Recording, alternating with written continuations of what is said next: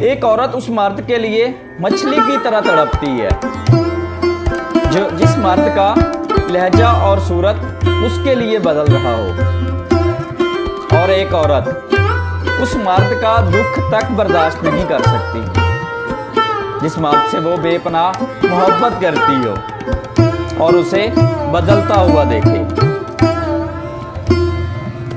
اگر کسی شخص کو آپ اپنے دماغ سے نہیں نکال پا رہے تو اس کا سادہ سا مطلب ہے کہ اس کے دماغ میں آپ بھی موجود ہیں۔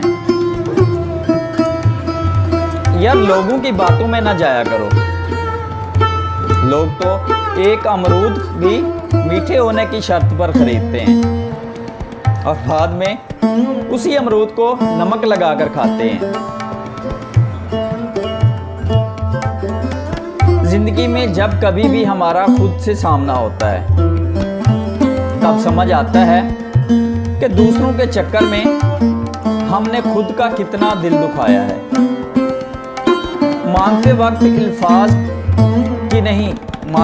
الفاظ کی نہیں کیفیت پر توجہ دو، کیونکہ آپ جس سے مانگ رہے ہیں وہ آپ کا اور میرا رب ہے۔ یار وہ تو بے زبانوں کی بھی سنتا ہے، آپ اور میں تو پھر بھی اشرف المخلوقات ہیں۔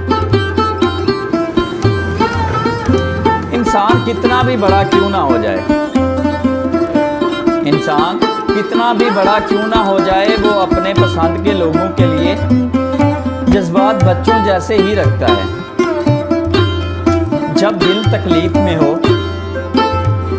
تو سکون کے لیے سب سے بہترین جگہ سجدہ ہے۔ ہم لوگ کسی کے دل میں نہیں جھانک سکتے، نہ ہی یہ جان سکتے ہیں کہ کوئی ہمارے ساتھ کتنا مخلص ہے، لیکن وقت اور رویے بہت ہی جلد یہ احساس دلا دیتے ہیں۔ میں جب بھی اللہ تعالیٰ سے بات کرتا ہوں، میں نے جب بھی اس شخص سے بات کرنی ہوتی ہے میں اس کا ذکر اللہ تعالیٰ سے کرتا ہوں، یہ سوچ کر کہ کیا پتہ وہ شخص بھی میری طرح میرا ذکر اللہ تعالیٰ کے سامنے کر رہا ہو، کیونکہ میں جب بھی اللہ تعالیٰ کے سامنے اس کا ذکر کرتا ہوں مجھے سکون ملتا ہے۔